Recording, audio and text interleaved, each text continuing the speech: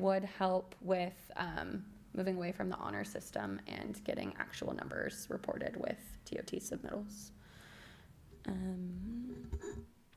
On June 10th, we did have an outreach meeting, as Director Mikhail did state before. Do you want me to go back? No, I think this is just an important slide, so we'll put the information, let's go ahead and put the information up to help streamline the presentation so that the commission can see what the key takeaways were. So if you can summarize these, that'll be helpful. Yeah. I don't think we have to read everything, but we can summarize them. Okay. So on June 10th, we did have an outreach meeting held via Zoom. Approximately 30 people were in attendance. That included residents, short-term rental owners, and interested public. The notice was sent out to permitted short-term rental holders, a 300-foot radius of those permitted short-term rentals, and then anyone on the wait list. And then it was also posted publicly on our social media websites. The key takeaways that staff took from this meeting are there were a lot of comments. Some people had similar opinions, some were opposing opinions. But the main takeaways were permit structure and availability. There was a variety of interest, whether it was to increase or to keep it the same. How would we do that? There was very good discussion about that, so I would highly recommend watching it once it's available to the public. The administration process, so we had some mixed reviews on the renewal timeline, so moving it from either biannual to annual. There was strong support for monitoring of illegal short-term rentals.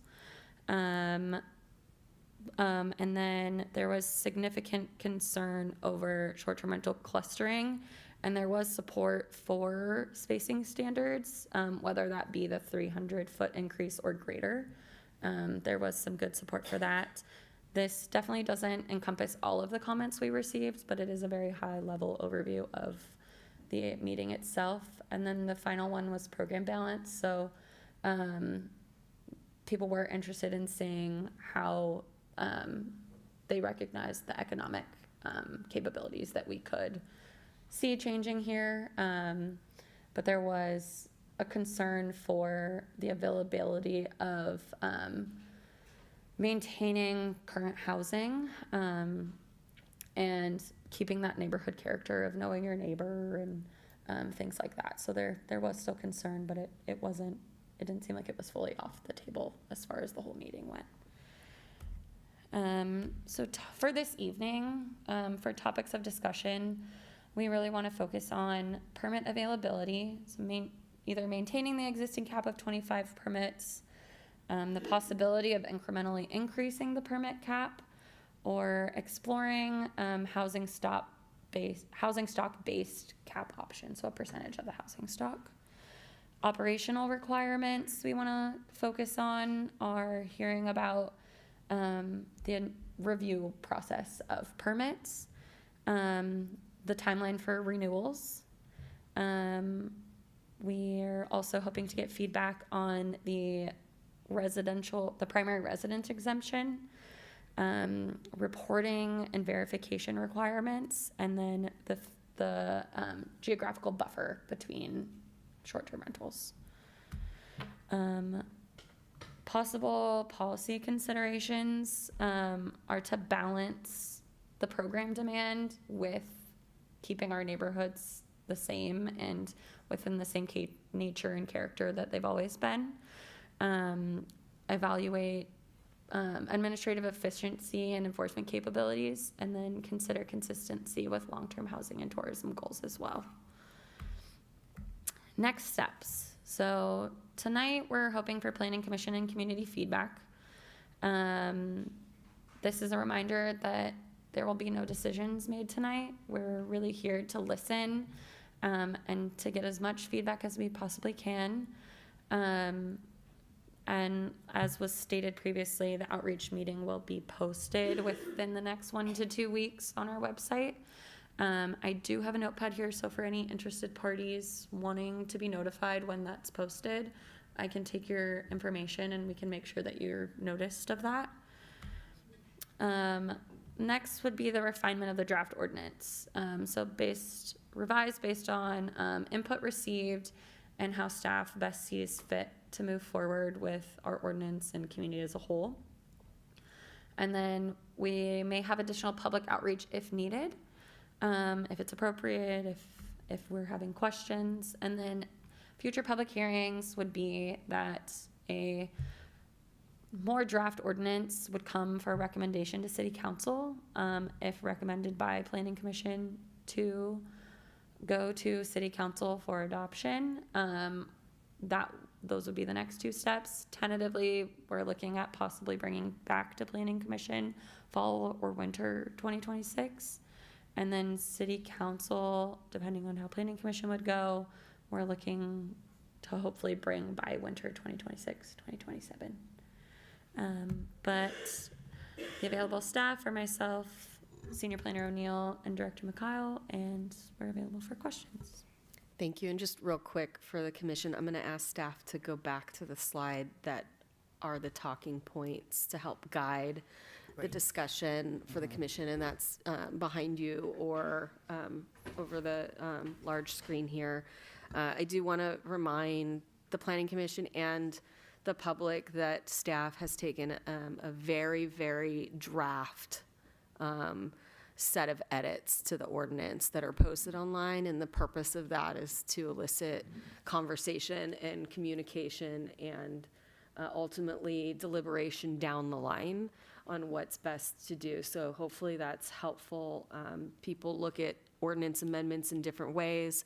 Some people find that seeing the ordinance itself is more helpful with the edits. Others feel that watching a video or looking at a PowerPoint is more helpful. So there's different avenues, and so we've now moved towards providing those draft edits. There will be more edits that occur through the iteration of this process. Tonight was a little bit longer of a presentation, but I think the commission knows sort of where we're going with this, and we're hoping for a lot of feedback from both the public again and the commission on what to look at, what to research further, et cetera. Thank you. Great, thank you so much for preparing that and all the work that you did last week for the community outreach as well. So at this time, I want to ask my fellow commissioners if there are any clarifying questions. We'll come back to deliberation or discussion, but if you have any clarifying questions of staff, this is the time. I just have one. When you presented the current map with the dots of everybody, is there any, I mean, because we're discussing about distance between them, do we know what the shortest distance is between the two rentals or currently? I mean, is there any pattern to that currently, or there isn't? I think that right now there's not a pattern because there was never anything codified for a pattern or even written in a policy or program. That being said, we can certainly look at that and provide that information when we do come back so that it helps the commission, you know, be more informed when you're making a recommendation to the city council.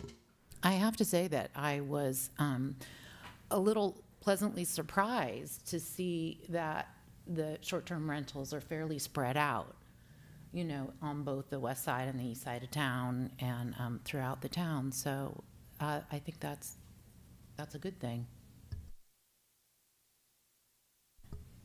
And Commissioner Covell, any clarifying questions? If I may, I'm just going to add, those are exactly the types of questions we're looking at to see when you're looking through this process and what's going to come back, it's helpful for staff to understand, I want to know what the distances are for the 25 that are going to be existing, or 23 to 25. So thank you. That's very helpful for us to know what to research. I do have a clarifying question on the presentation. I think I know the answer to it, but I just want to make sure. For where it says there's 62 on the wait list, and then there were 35 on priority. The priority was given to people who actually will also be living on the property? Like, is that what it is, the primary? So priority is given to anyone who lives within city limits. If it's more of like a second home and you're not a full-time resident of the city of St. Helena, that's when you would be put on a secondary wait list. I'll build on that by asking, how do you define a primary home? Like, is that self-reported? Is it based on voter registration? Is it, how do we know that someone's telling us when it's their primary residence that they're really there? I think that that's a great question for us to follow up and ensure, I will say that staff here is new. And so these short-term rentals have been approved over, the last decade. And so I don't want to speak for what has occurred in the past, but I think that question is something that we can try to look into, especially for the existing ones to verify. And to staff's point, when they're walking through this process and they're proposing an annual renewal, part of that would be the basis of what we look at is, are you still a primary resident here or not? And that would and could that affect your renewal or not? And those are all things that I think the Planning Commission and the City Council are going to have to weigh and balance on what their priorities are there. But that's a great question. I think we need to look into it. I don't know that we have that answer right now. I'll look at staff and ask. We do, when anyone's interested in joining the wait list, we do have them fill out kind of a pre-eligibility checklist. And in there, it is on our system reporting, but we do have a note on there that staff can request tax documents or things like that to verify the primary residence. Great, maybe we codify that. That, But we don't necessarily practice that upon renewal. I don't think that we're following up on that. No, that's not currently part of the renewal process. so primary and owner occupied, I saw that on some of the stuff. Is that kind of the same thing? Yeah, So- so I believe for at least taxes, to be your primary residence, you have to live there 50% or more. So that's why we do have the option to ask for tax documents to verify. Doesn't say that we can 100% guarantee that, but it's the best way we have at this time. I have another question. Sorry, it's different than this one. As far as I think it was asked as well on the Zoom last week, was how much, is there any like document of what the revenue has been over the years of what TOT has been collected for this town through STRs? So at this point in the process, we haven't pulled formal numbers yet. We have kind of started the conversations with finance to get that information, but we haven't gathered any formal numbers or data at this time. But we are doing the research, and by the time this comes back next time, we will have that information. Yes, I think that's really critical. I mean, I think everyone recognizes that this is a cost-benefit relationship. So what is the benefit to the community from the revenue? You need to know what that is, versus the impact on the community. So I think most people are looking for a balance, but you can't really determine what that is without understanding what the revenue benefit is to the community. So, great. Yeah, I'll just add that, something that I'm helping staff know is we want to make sure that we're vetting the information too before we're bringing it publicly. So we could have some tentative information. I'm a true believer of not just throwing that out there and really making sure that we're comfortable behind the information to the best of our abilities. So like Natalie said, we are looking at this, we're actively looking at it, but I'm not comfortable sharing it yet until we've asked all the questions of finance, et cetera, to really all feel comfortable about presenting it publicly, if that makes sense. We're working on it. I totally support that you are doing your due diligence. Absolutely. And that it's all fact-based and not speculative, and we can give the community numbers with confidence. Sure.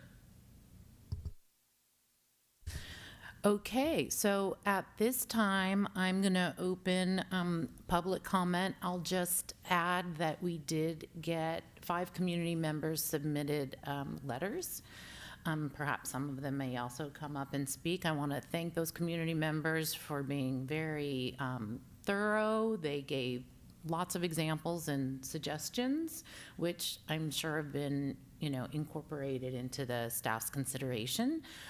So if anyone has public comment, please go up to the podium and state your full name.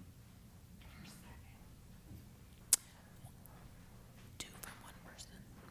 Oh. Okay. Do I have 4 minutes, or what is the issue?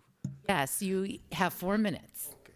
And I think you have a timer on there and, Through the Vice Chair, if I may offer something so that everyone doesn't have to stand, I might just actually ask that a piece of paper, if you put your name on it, and we'll call you in order, then you don't have to stand there all night. It's up, Okay. yeah, so I'm gonna go ahead and you can walk up here and you can sign your name in.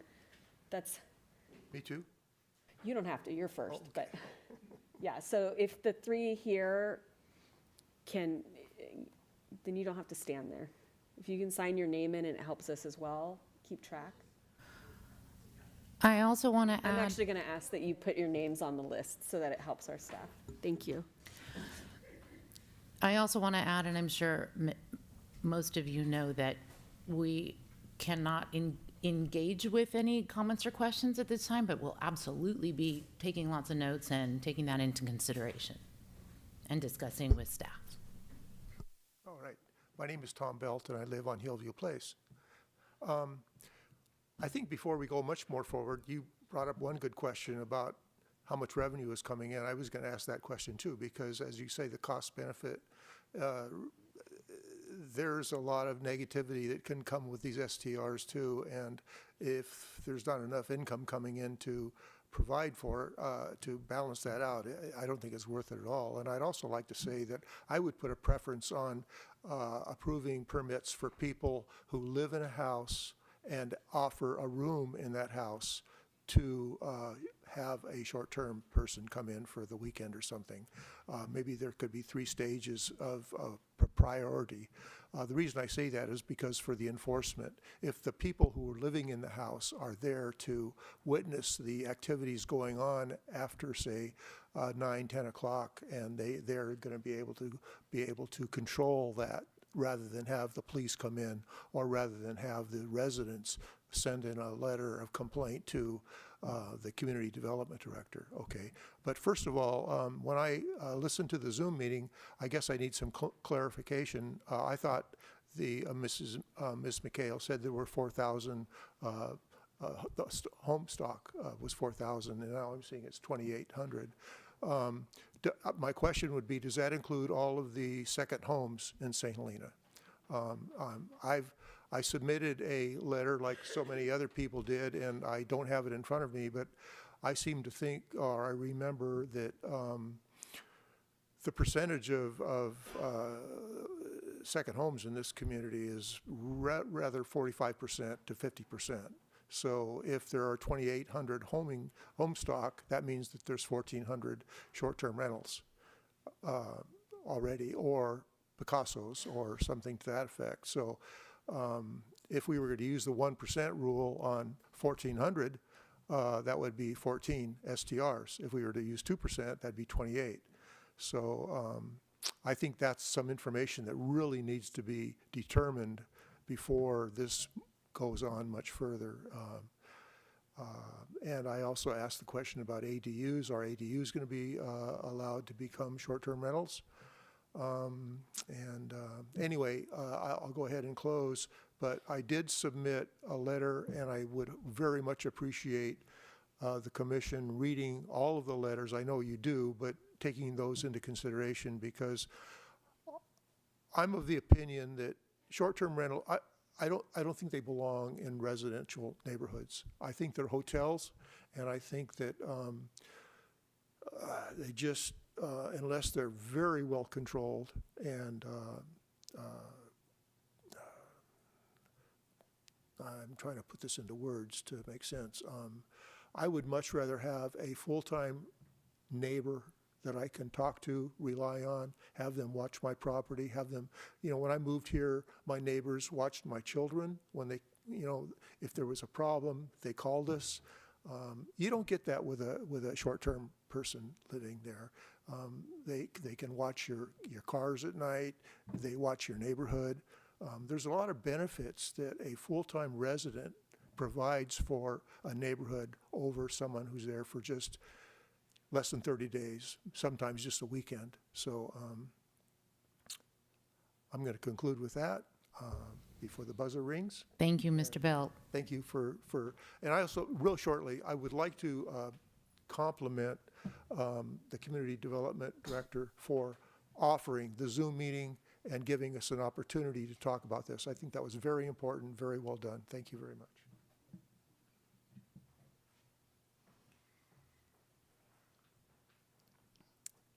Thank you so much. My name is Shavana Kelly. I live at 963 McCorkle Avenue here in St. Helena.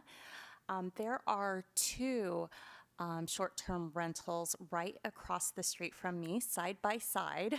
For those who asked, the closest. I believe that I'm probably in one of the highest density areas for short-term rentals. McCorkle Avenue, you guys keep me honest, but I believe it is zoned more of an R2 space. We do have an apartment complex. We have duplexes. So it is a higher occupancy area. I see you, Natalie, shaking your head there versus, a R1 area. We would like to have a short-term rental at some point, and so I am concerned about the 300-foot spacing requirement.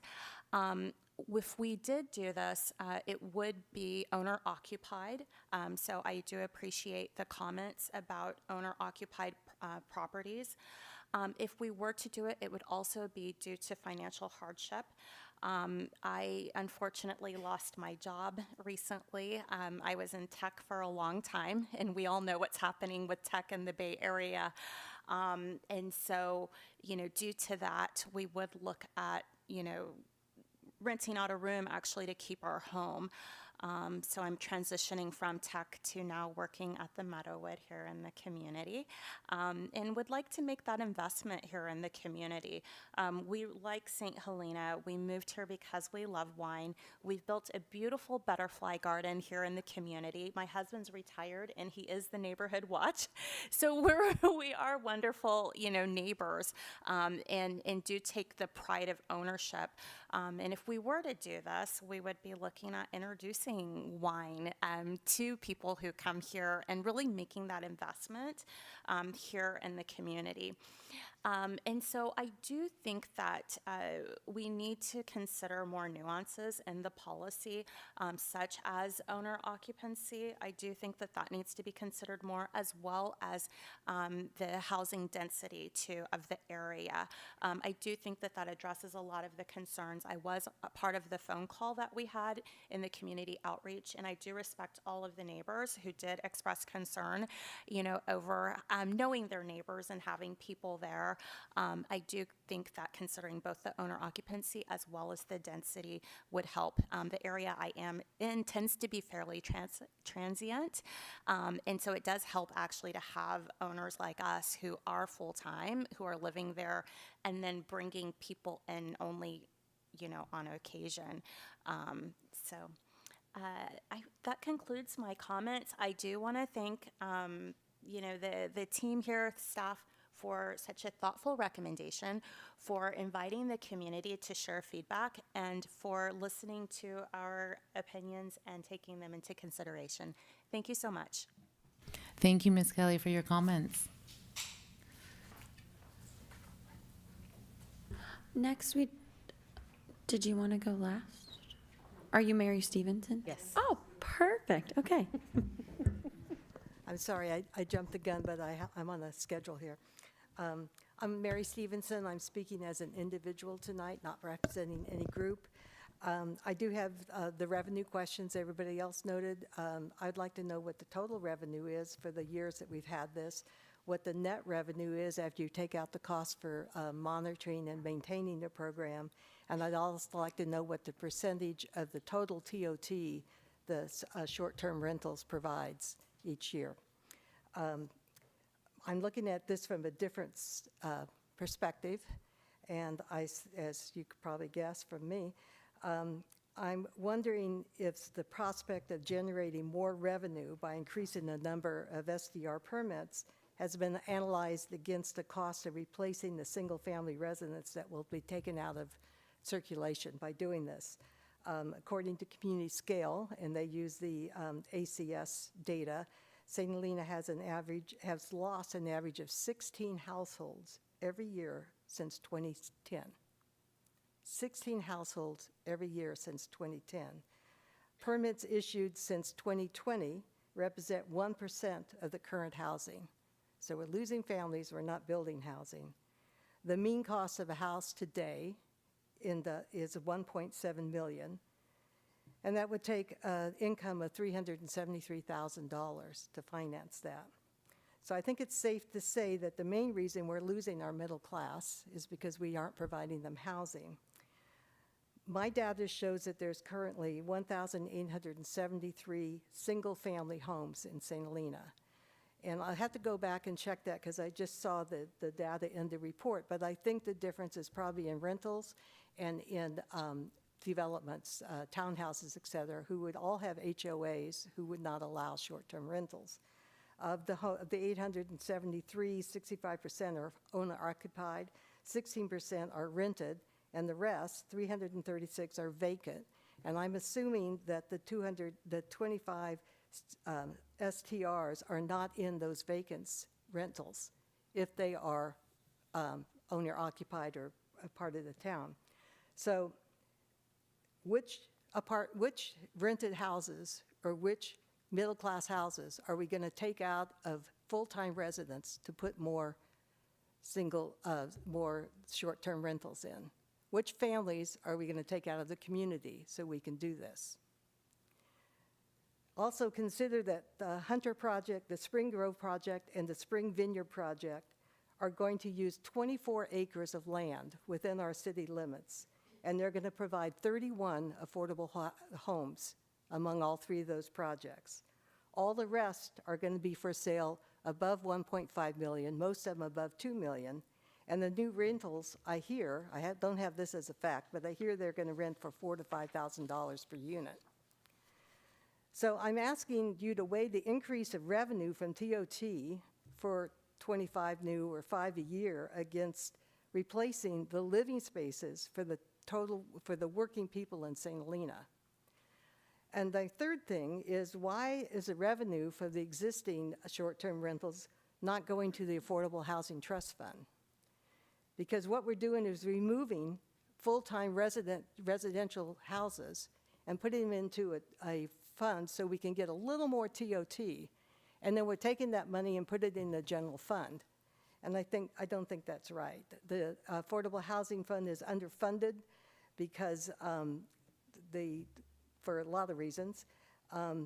And I think it's time to start thinking about this from the fact of what are we doing to our community, and why aren't we proactively developing housing for our community instead of taking housing out of our community? Thank you. Thank you, Ms. Stevenson. Hello, Planning Commission. Jim Sweeney, 1407 Kearney. We're a short-term rental permit holder. The first thing I'd like to say to Ms. Kelly is I think that, as we have this discussion, that we shouldn't see that this is a displacement of residents, but it also could be a bridge of becoming a resident in this community. Even if this home were open for 1.7 million, that's a big number.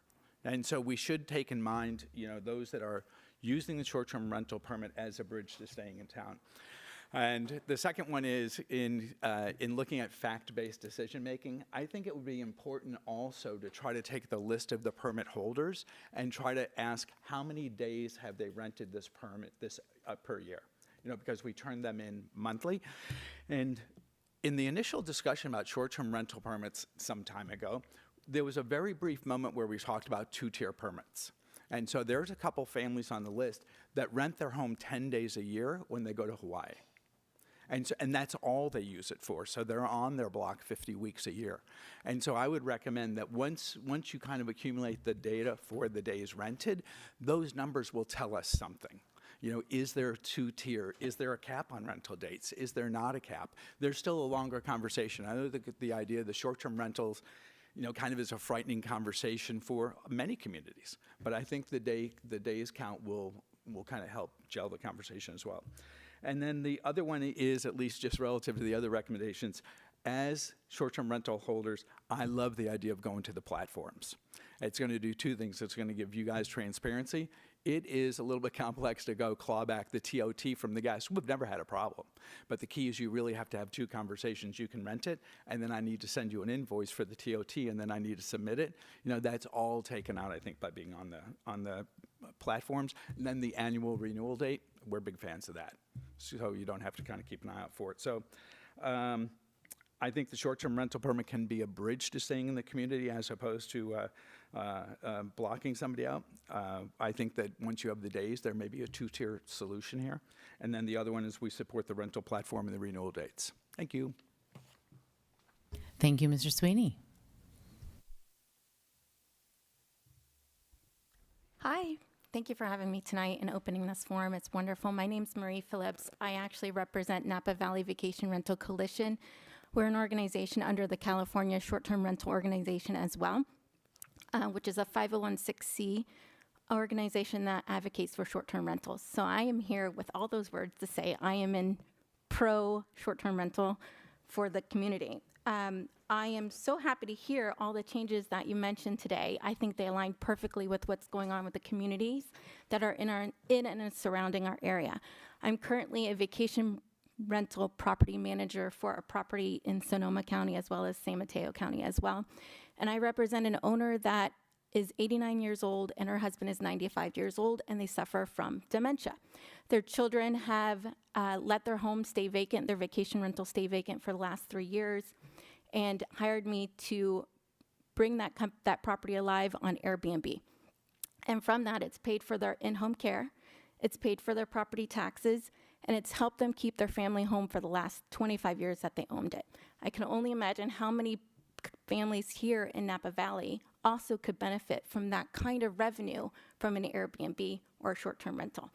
In alignment with all the things you mentioned, I do work with Sonoma County on the TOT tax, where Airbnb pulls that tax for them and from Airbnb and VRBO. Sorry, the city pulls that tax from Airbnb and from VRBO, and it works fantastic. So for you guys to pull that in and not have to rely on hosts to go and report it is amazing. It's the way to go. It streamlines it. It makes it extremely more efficient.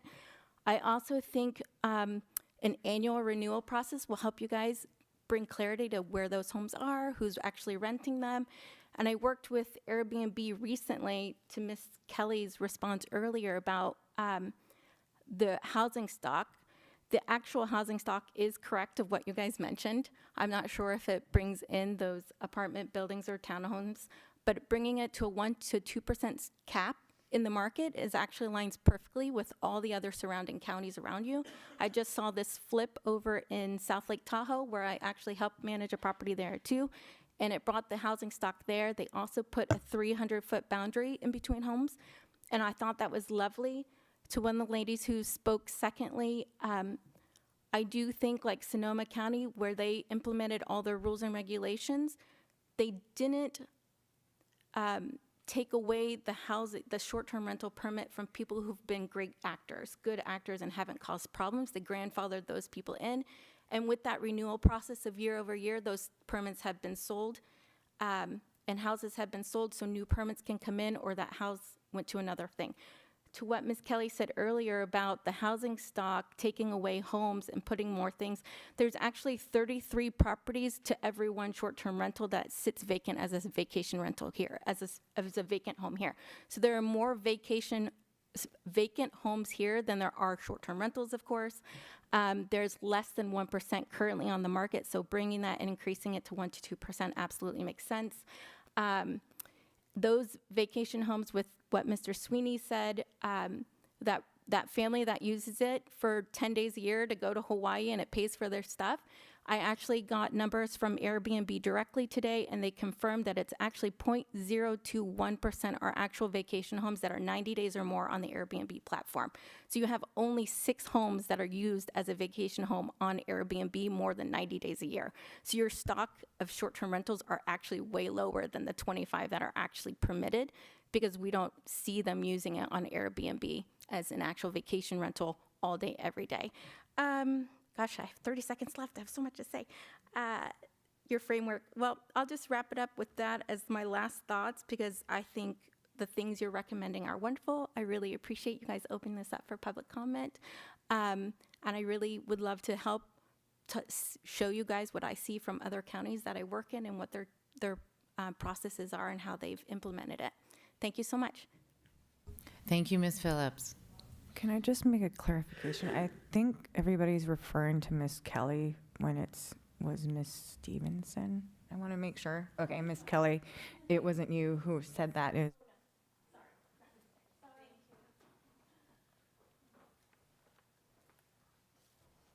evening. My name is John Sales.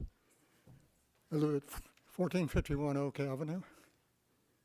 And this has been very enlightening. I think we're missing something as a community here. I can empathize with what Mr. Sweeney has said. As a homeowner, that would be a nice thing to do. It helps you out, financially. But getting to the real nut of the matter is that we're actually allowing people to take housing out of the housing market and out of the being available for people to actually live in.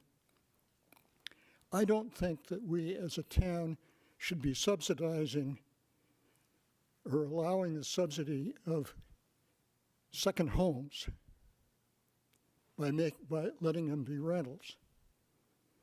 We got 25, I'm okay with that at this point, but going forward to build on that, you're actually subsidizing those people that want to own a second home in St. Helena. And I don't think we should be doing that. We need people living in those homes that live in St. Helena. We need families to live in St. Helena. What we're doing is artificially pushing up the value of those places by making them fundable. And if you look at our overall community, the number of children in the schools are going down. The number of full-time residents is going down. And what we're doing here is we're perpetuating that. I don't know what the answer is, but adding more vacation rentals or short-term rentals is not the right way to go. Thank you. Thank you, Mr. Sales. Do we have any other public comment? I believe that we might have skipped Mr. Jim Sweeney. No? Okay, you were further down on the list then. Okay, so the next would be Tamara Sorensen.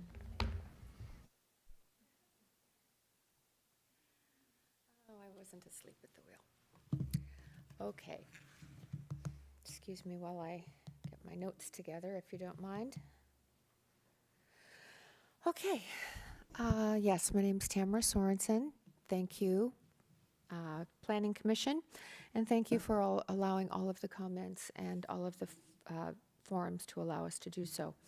So I will start first with, I think that we all know that our city does need reliable, reoccurring revenue to balance our budgets and to fund some vital initiatives, including the basics that this city needs to be providing for its residents, such as clean water, roads that are not broken up, and we can go on, but we'll just stop with that.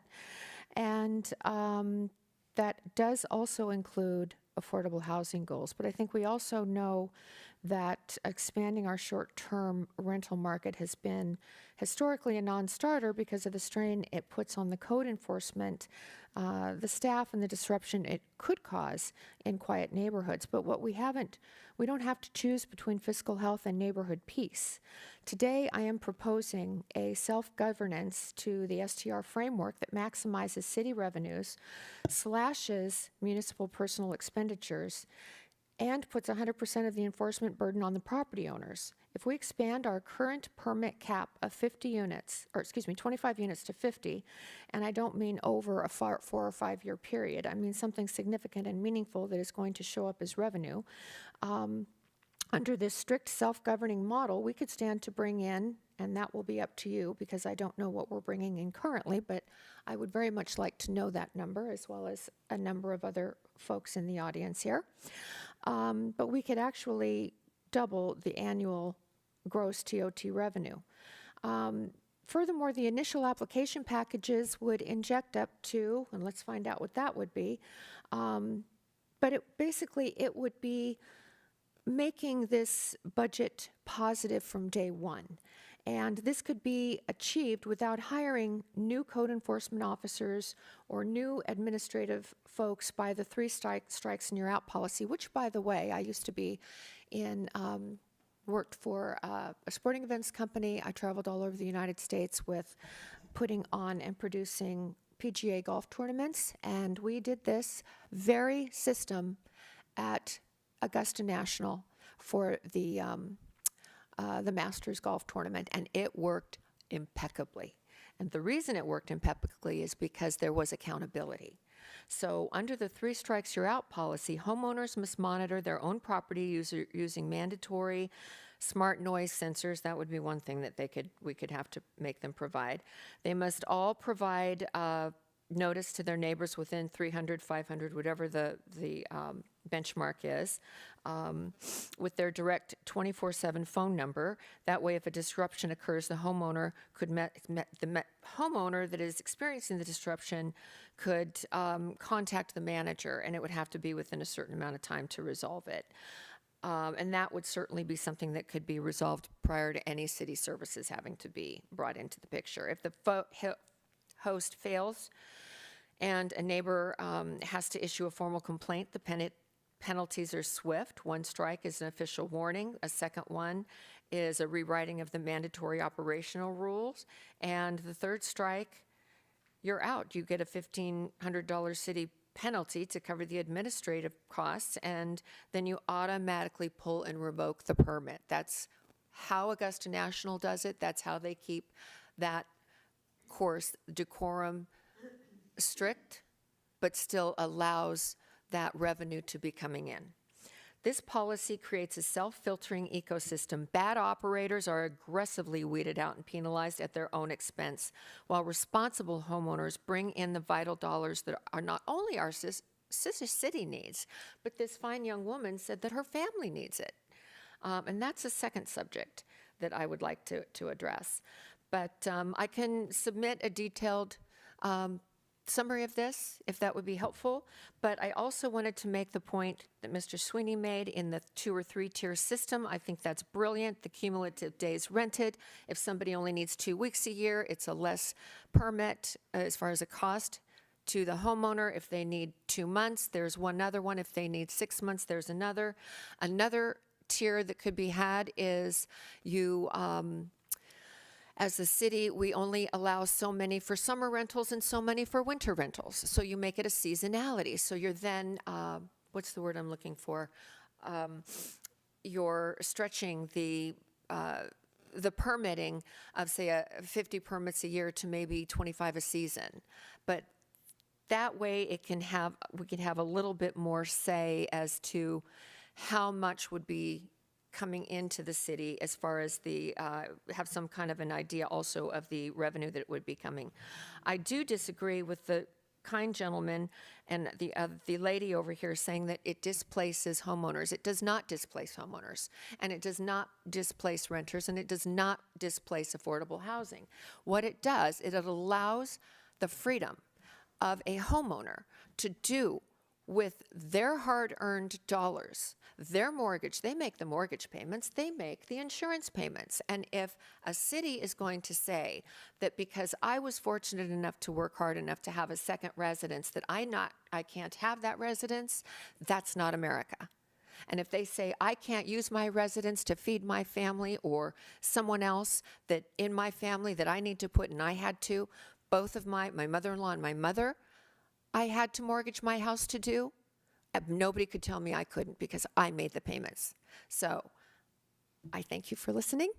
And if anyone's interested, I'm happy to put along.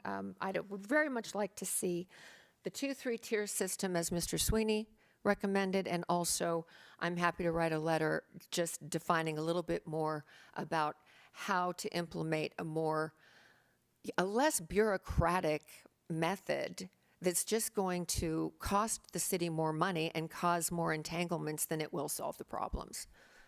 Because we can do this. Thank you, Ms. Sorensen.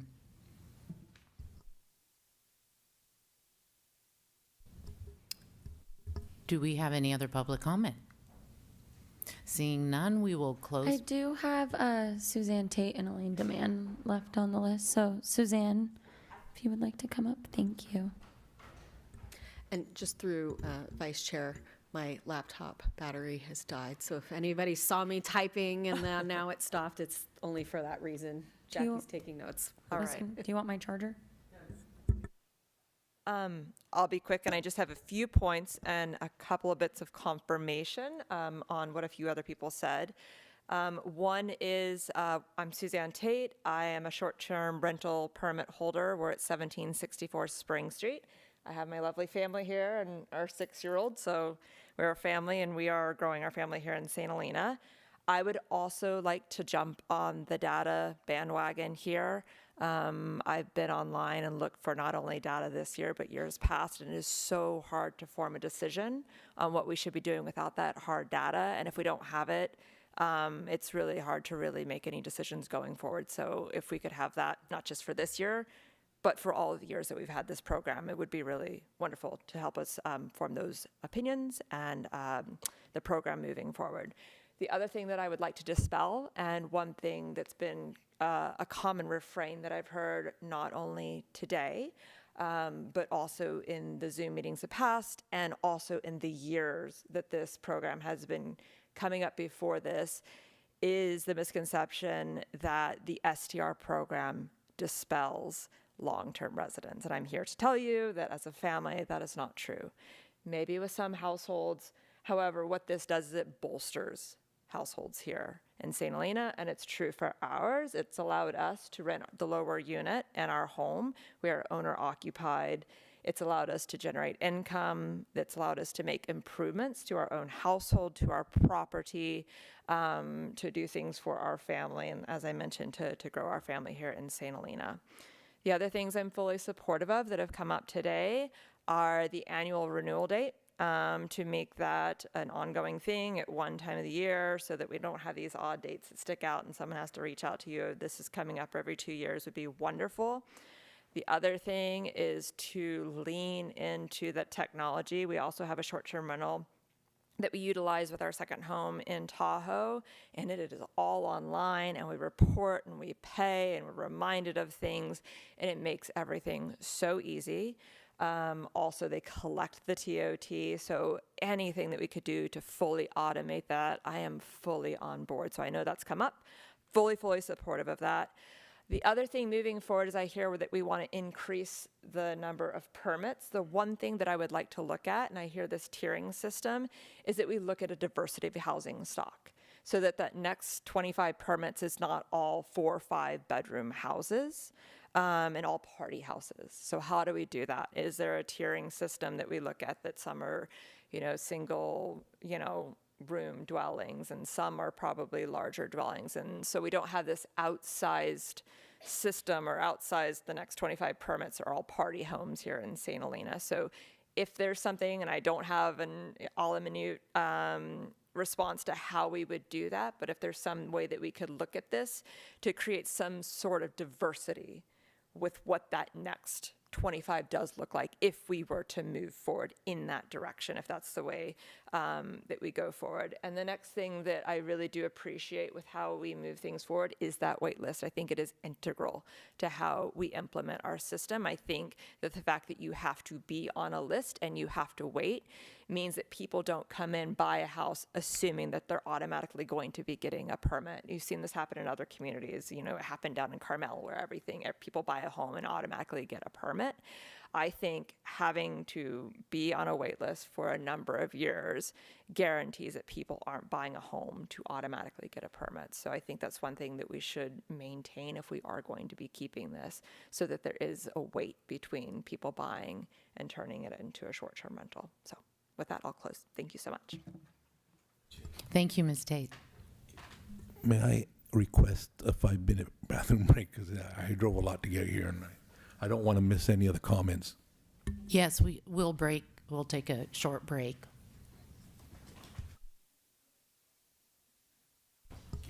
I would not want to be the cause of anything unseemly.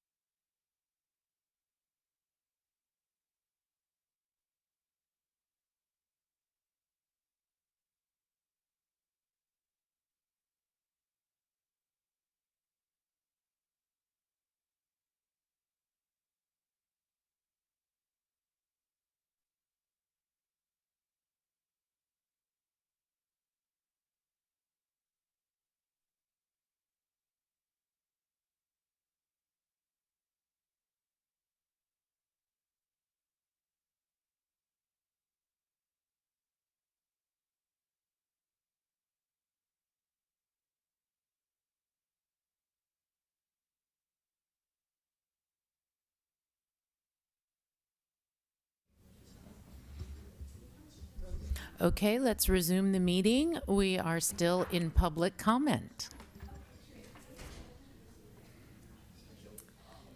Hi there, I'm Elaine DeMann.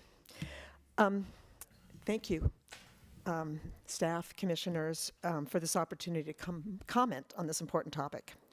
I want to start by saying that I'm not opposed to short-term rentals, nor am I necessarily opposed to increasing the number of permits.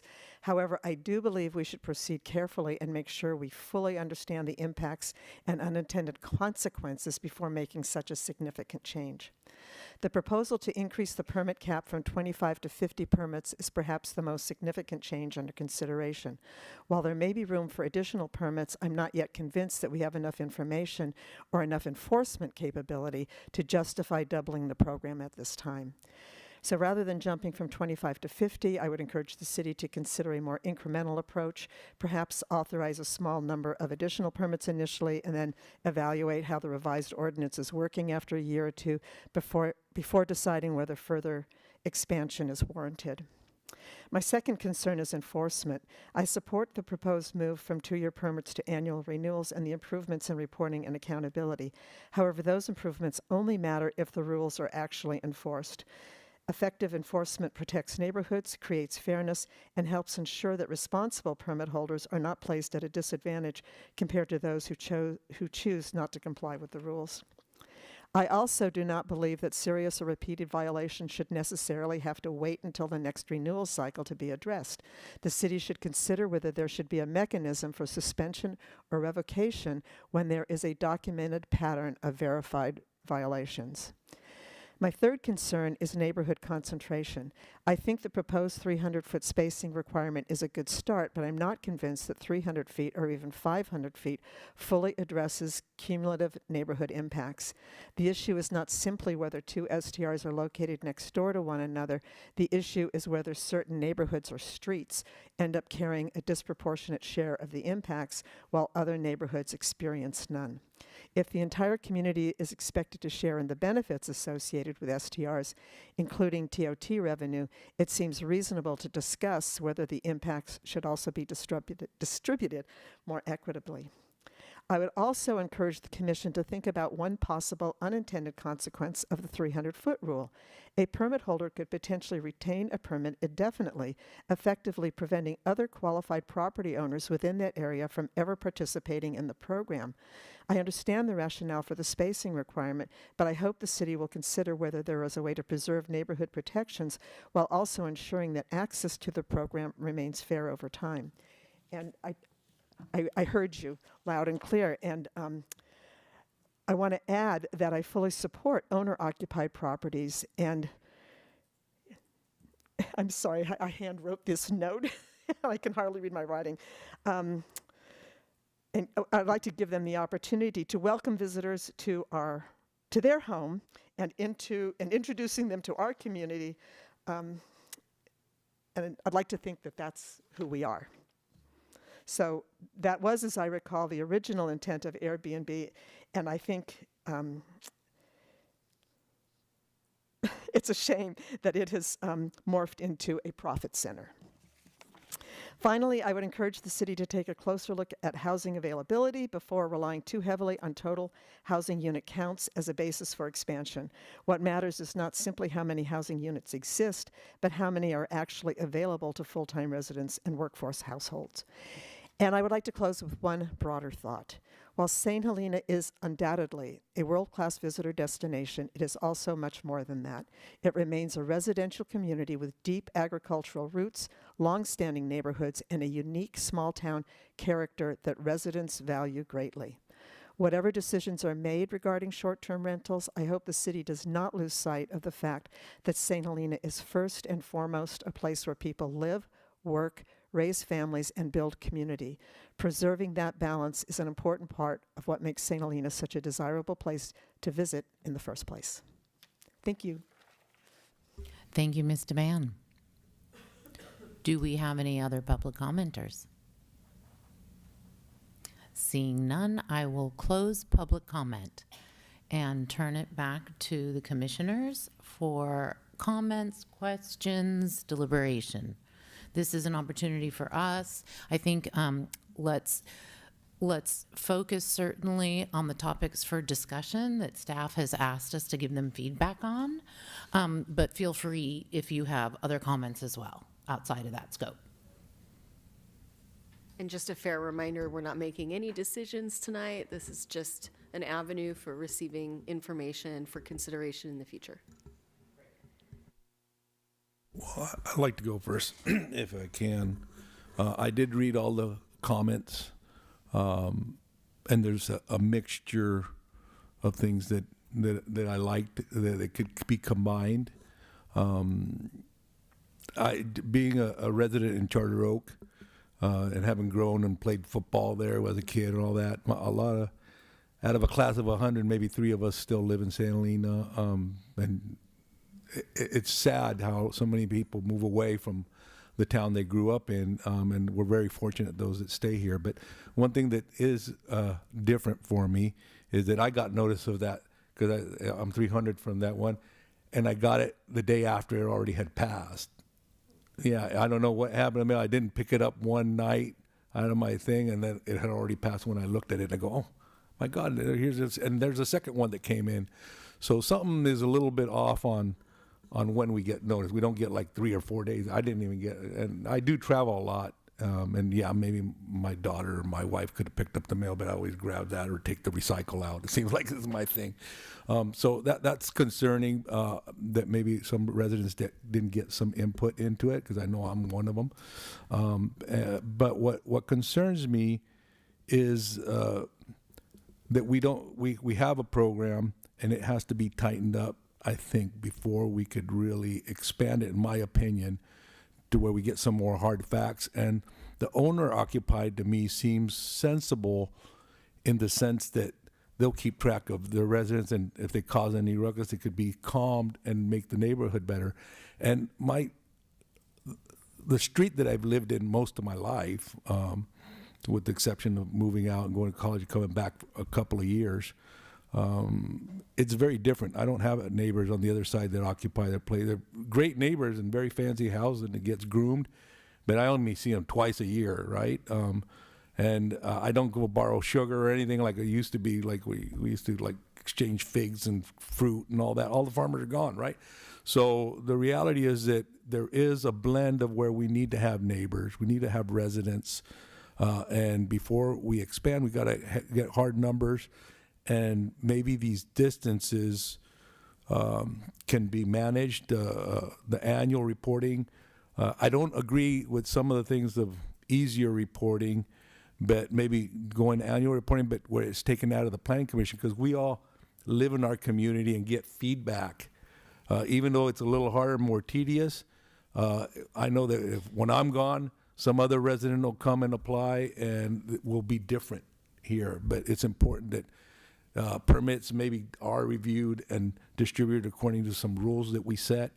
Then from there, I think the expansion could be done, but I think it's a mixed match of all the comments that you've had. And I'm going to look at it very carefully before I make my recommendation. I'm only one out of several commissioners, but I hear you, both sides of it, and I think it could be very much built upon once we slowly build it up and get the proper numbers. So we do build this community. And really, we could look at our neighbors, but San Helena is very unique.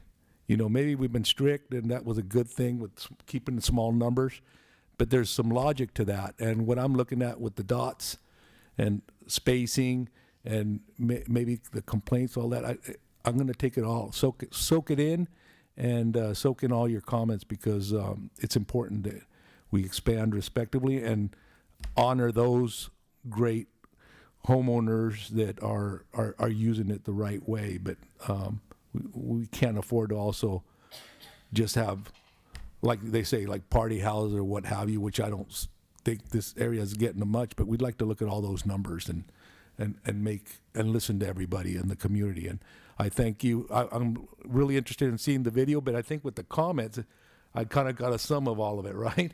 But I would have been there, to be honest. I just missed it by a day, and I just wanted to bring that fact that I got the 2 yellow notices, but darn it, it was yesterday ago. So anyways, that's it, Michael.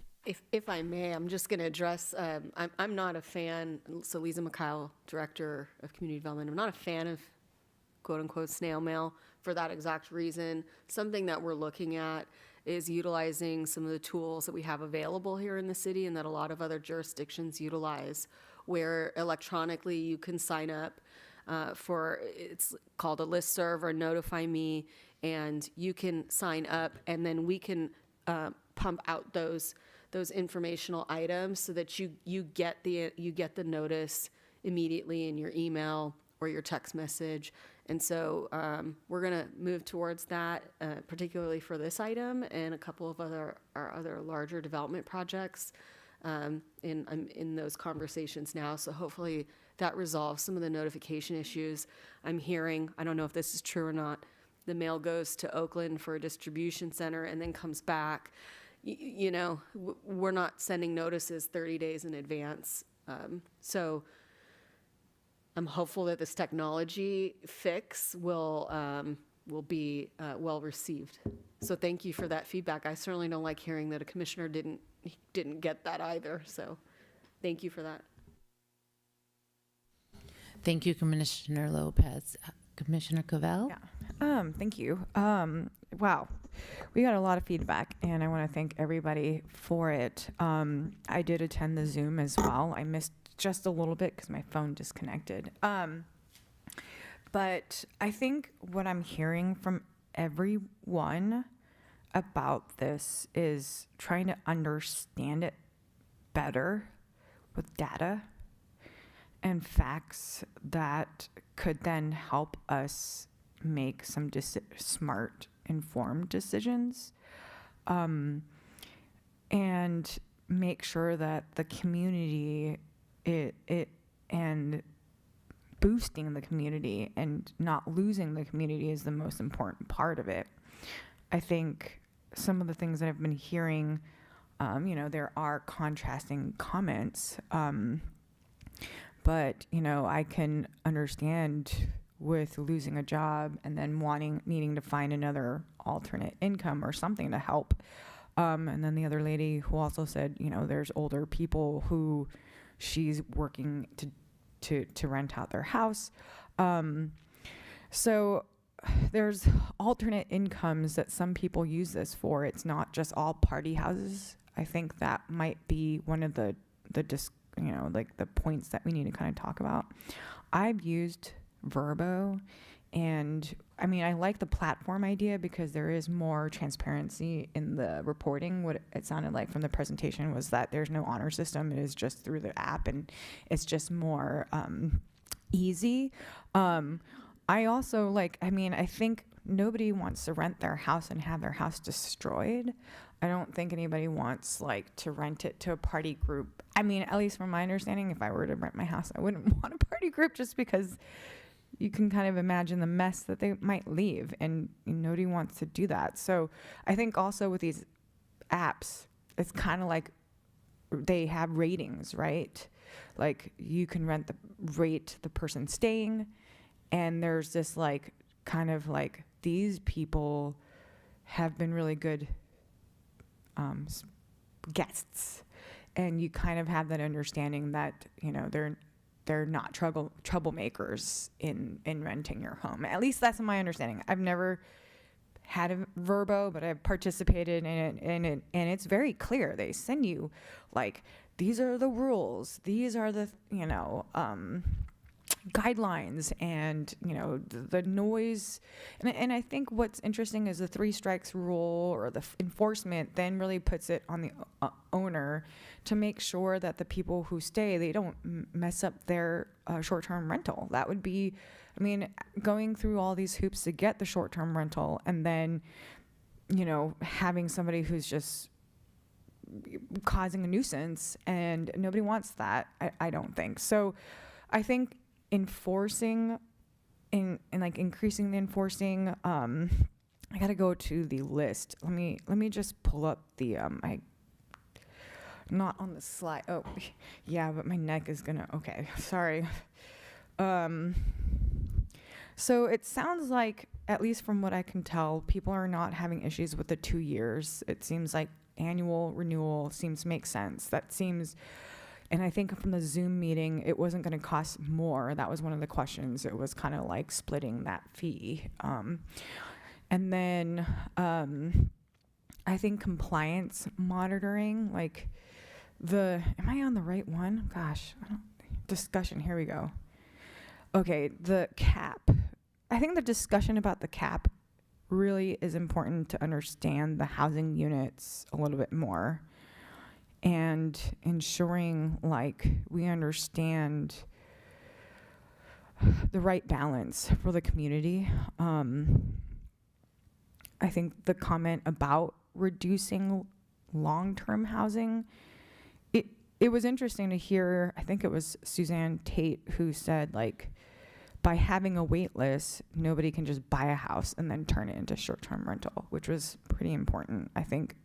That you're living here, you're buying a house, and then there's this whole wait list, and so I mean, some of that will guide the fact that this town doesn't turn into a short-term rental crazy filled place with a lot of tourists and not residents. I mean, I think what I'm hearing from a lot of people is that having residents here, or having a balance, being able to have alternate incomes so that families can stay, I mean, and or provide a side means of income, or for, balancing, repairing your home, or like if you're retired and you need some money, it's just a nice way to do this. Now, I would also say you could long-term rent your ADU, you could long-term rent,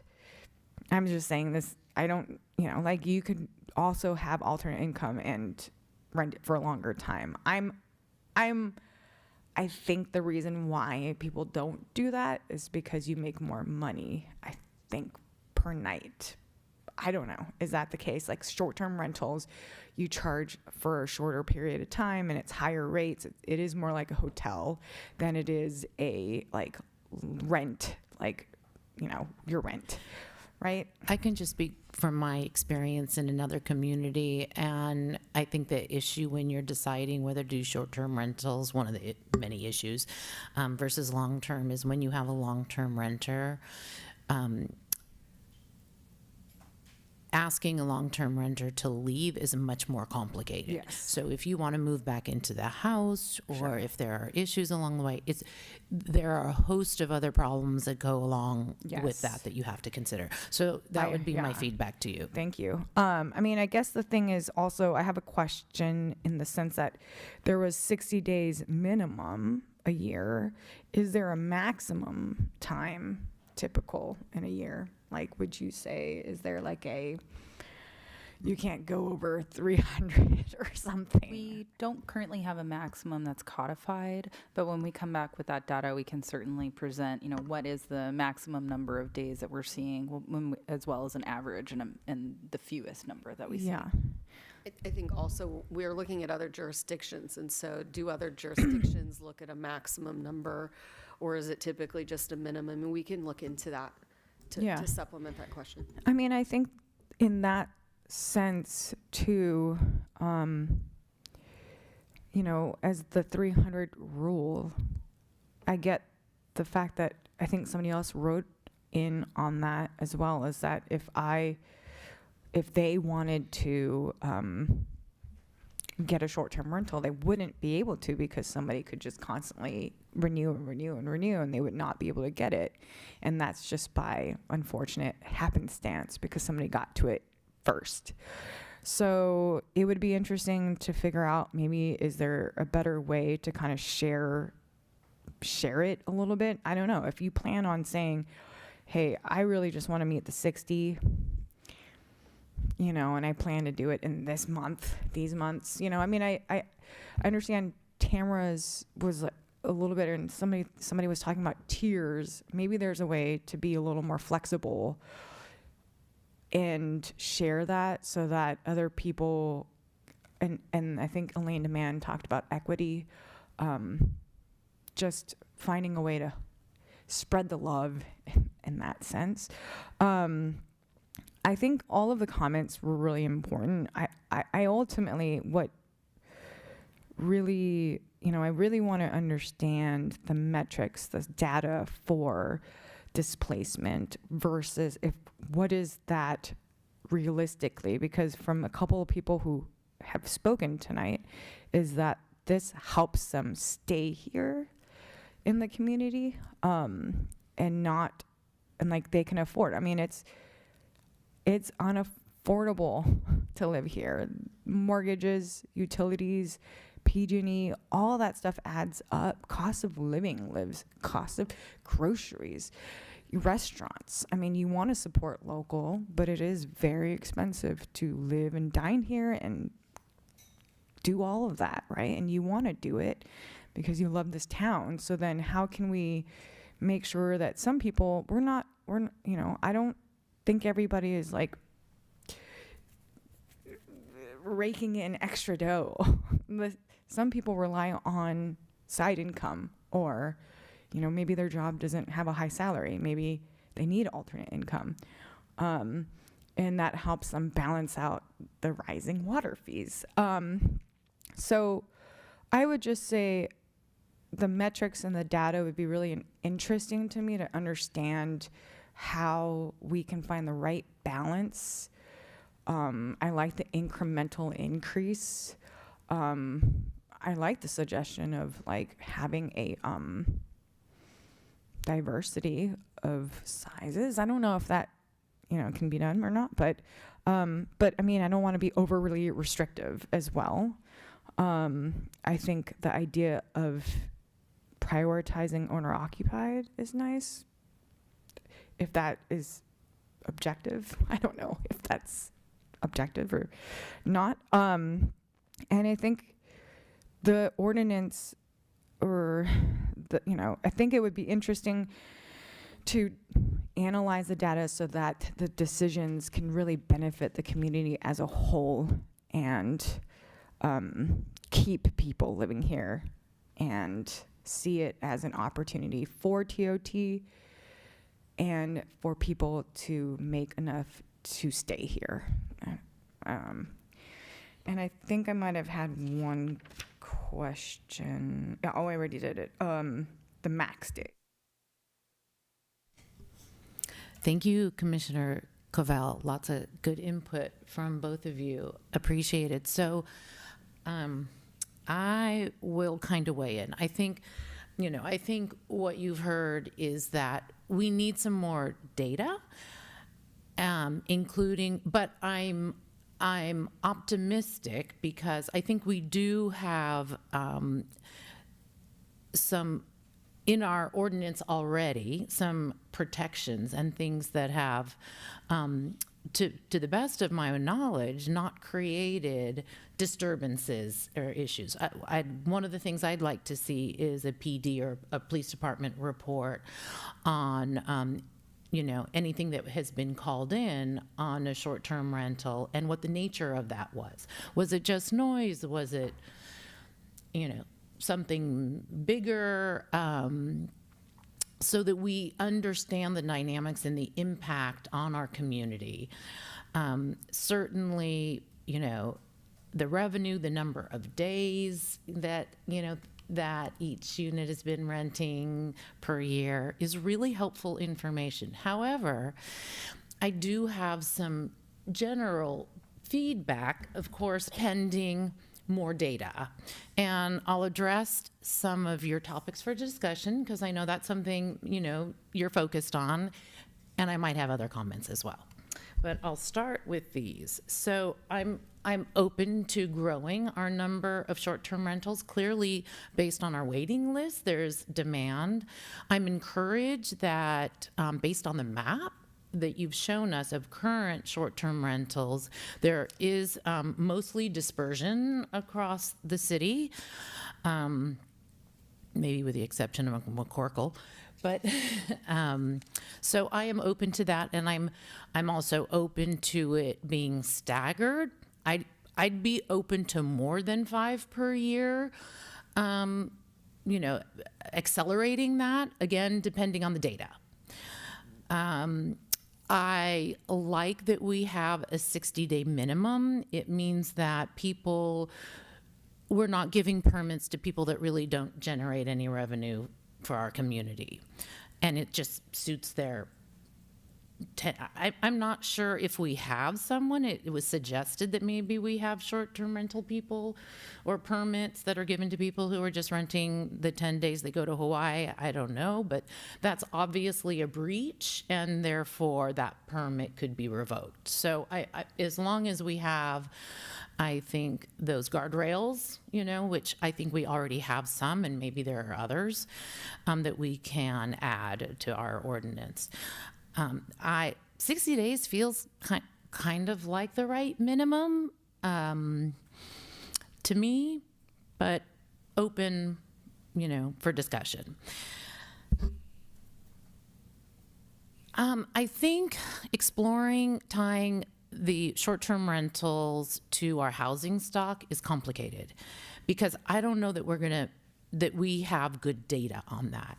And the expense, the time, and the cost of trying to get really accurate data or data that's not, it's the best data we get, which is then disputable. So for that reason, I'm not sure that's the best way to do it. Shifting to administrative permit review and approval, I'm really open to, although I would love the Planning Commission to be notified each time there's a new permit. I think it's important for us to understand what's happening in our community, even if we're not necessarily voting on it. But I do have a question about an appeal. Would the appeal, let's say an applicant, you decided for some reason, staff decided that you were not going to give a permit to that applicant, and they decided to appeal. Would that appeal come to the Planning Commission, or would it come to the City Council? Sure. So Lisa Mikhail, Director of Community Development. One of the areas that we're looking at in moving towards the administrative process is what would an appeal process be? Would there still be one? It would go if it's maintained to the Planning Commission, most Okay. likely. And maybe it goes to the director first and then the Planning Commission. We're sensitive to cost. So what we're seeing and believing, which it's an honesty check when it comes to staff, the level of work and the cost that's going into a short-term rental permit, it feels a bit unnecessary for the level that it's coming to. So it's a fairly objective process, but it's going to a higher level. And so that requires this additional processing that we're going through. And perhaps that's only necessary when there's an appeal. And so that's partly what we're looking at is what the balancing of what's really necessary in your initial review process for a short-term rental versus perhaps the cost comes with an appeal. And I'm all in favor of efficiency, so I'm definitely open to administrative approvals. I think there's kind of universal agreement. I don't think there's been any objection to the annual renewal. It's more efficient for staff and probably the permit owners. I'm assuming that if someone applied mid-year, their fees would be prorated because then they'd be renewed at full fee maybe in 6 months or so. So I would hope that would be the case. I think that's only fair to the applicant. Let's see, 60 days we talked about. In terms of reporting and monitoring, I'm all into leaning into the technology, and anyone who's willing to share, obviously you're going to look into what some other communities are doing, and as much as we could take advantage of automation and technology, I'm very in favor of. The 300-foot spacing, I'm aware of communities that do that pretty well. And I like that idea a lot. With the possible exception, and maybe this is that tiered, consideration, is for owner occupancy. And maybe that's waived for owner occupancy. So I'd be open to looking at that as well. Because I do think there's a great benefit to owner occupancy, and I wouldn't want to penalize anyone. And they're there, so the whole idea that you're you don't have neighbors that you can borrow a cup of sugar from is kind of irrelevant in that case. Waiving, sorry, I couldn't. Oh, so the idea, I like the idea of the 300-foot geographical separation with the possible exception of an owner-occupied unit. In other words, an owner-occupied unit may be within the 300 feet, and that would be okay. Okay? Just an idea. Let's see what else you wanted input on. Okay, let's look if there's anything else I have in my notes. No problem. I'll get back to you. Having a local contact on file, I think, is critical. Do we currently have, it's unclear in all the documentation if we have any fines in our ordinance. So I know we give warnings and we can revoke a permit, but are there fines built into that as well? I'll say that the existing ordinance has a very extensive enforcement section and fines. That being said, our typical municipal code also has that. And so we may be referencing a possibility for enforcement through our municipal code without it being embedded in the short-term rental and the zoning ordinance. That would be, so we're looking at that. I think what I'm hearing, though, is potentially coming back with fines, and I think we heard some of that from some of the Right. the residents and some of the speakers. What would that look like? And 3 strikes, you're out, et cetera. And so we're going to be looking at that. Okay, I'm in favor of fines. Of incorporating them and putting it in the ordinance so that people understand it up front. Hopefully it's a deterrent. You know, the more we can deter bad behavior.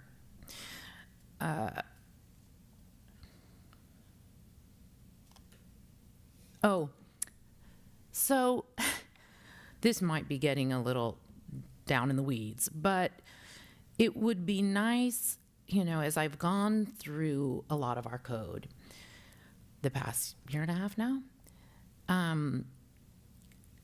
in many cases, there are areas where there can be some discretion, and then other areas that are really rigid.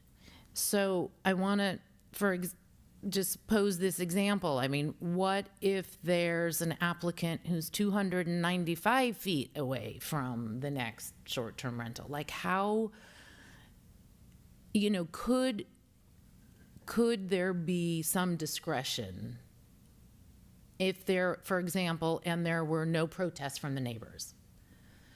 So again, I like leeway as much as flexibility as much as possible. And then it would be up to the department's discretion on whether that applicant is adding a benefit to the neighborhood, to the community, who that applicant is. Anyway, so because if you don't incorporate opportunities for either, exceptions, then there just clearly are none. I mean, you can't go back and write some new code just to incorporate that. Let's see what else I have. I think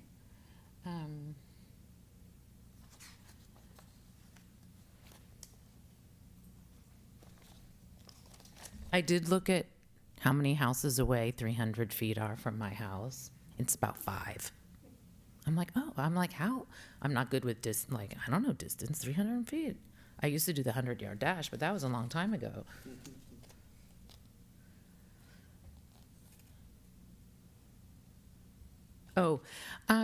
It didn't say in the red line, and of course, this is just a draft, but I think it would be important to add how long staff takes to get back to an applicant once that application is submitted, especially if you're looking at an annual review process. I think that would be really helpful. So to get back to an applicant with either a decision or whether that application is incomplete. If I may, that is something that we're looking at, and there may be certain portions of this program, what I'll call short-term rental program, that's codified, and then we may have an actual program and guideline. And so that within that, it might show those timelines, and there's benefit in that in the fact that there's an easier and more fluid ability to change when necessary the program or the guidelines, as opposed to something that's codified. But we are absolutely looking at that, and I wanted to let the commission know it's probably not going to just be an ordinance code, but it'll probably also be a program and guideline. That's helpful for especially people who are not as familiar with looking at ordinances and reading through them. And so that's something we're looking at, though. Great. I really do like the idea of keeping the waiting period after someone buys a house. I think that's a protection against some of the comments that people are going to just buy a house here for a short-term rental income, just another way of generating income.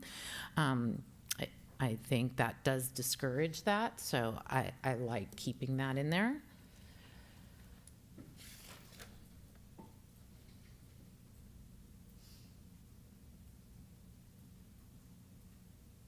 I would like to see, verification on how we verify primary residence, and that should be part of the annual renewal.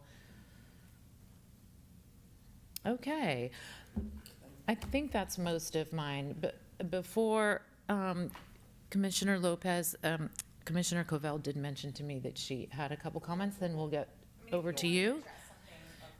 Did you want to address them? You know what I was going to comment about, according to what data you can actually compile and what's missing, that's kind of what I'm going to base my decision on, what we need to add on those permits, because that's going to be important. Whatever you couldn't come up with, I go, oh, well, we got to add that now for the community. Great, thank you. Okay, sorry. Yep. Sorry.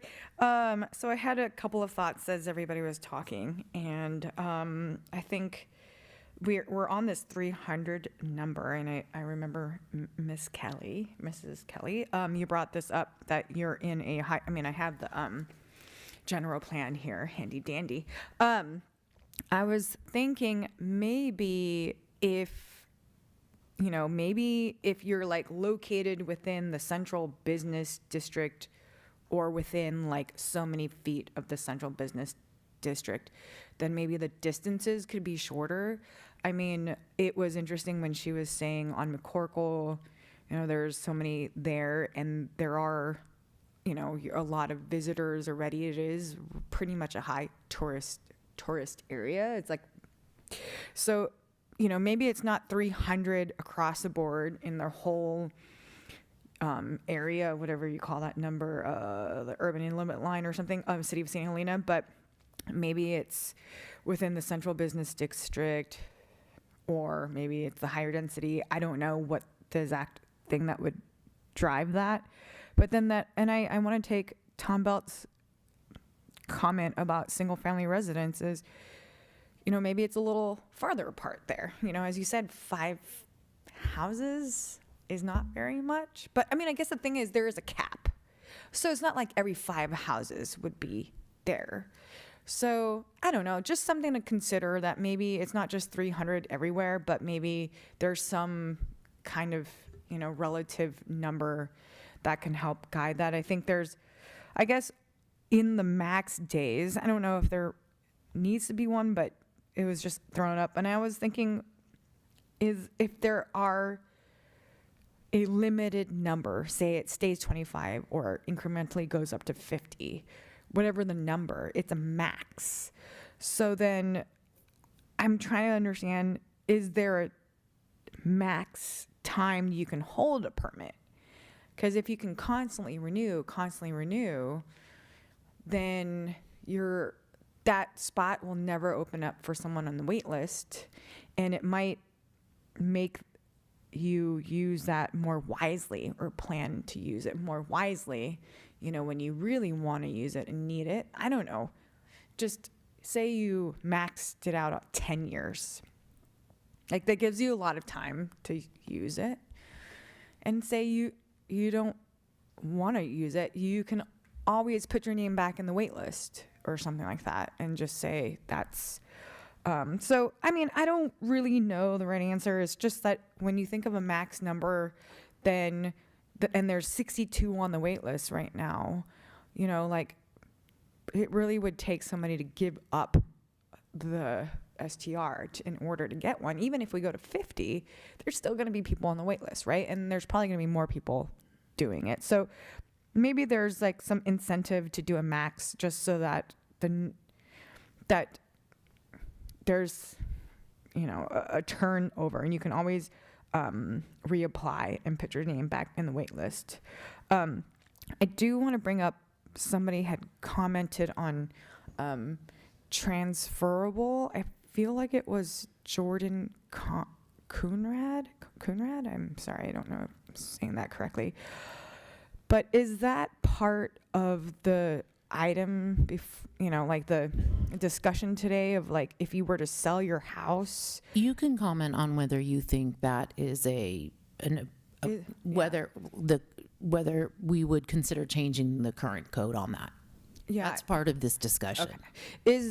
What is it now, and what Sure. is the discussion on transfer? Sure. So through Vice Chair Lisa McKyle, Director, currently it is not transferable, and that was a decision that the city very clearly made. And I think I can professionally understand why that language exists and why the city chose to put that. It's up to the pleasure of the commission when the time comes to recommend to the city council as a majority whether that's changed or not, and ultimately up to the city council. But currently, the provision is that it's not transferable. Like, so if you sell your house, it doesn't go to the new owner. Okay.